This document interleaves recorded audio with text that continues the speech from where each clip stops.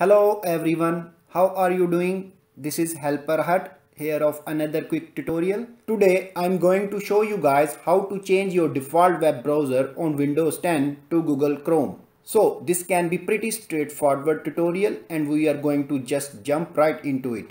And we are going to start by opening up the start menu. And now on the left side there should be an icon that appears as a gear.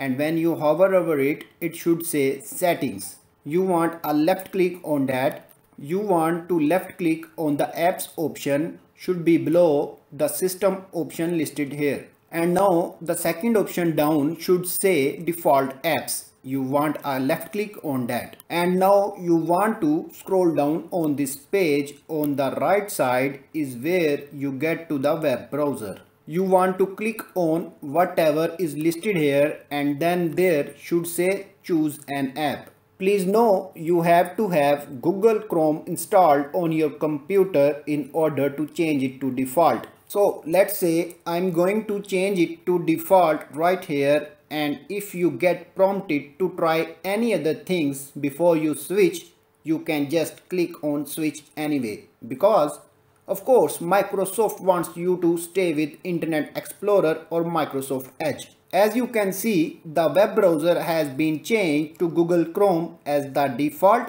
and once you have done that, you can close out of the settings window and you should be good to go. So I hope this brief tutorial was able to help you guys out. And as always, thank you for watching and I will catch you in the next tutorial. Goodbye.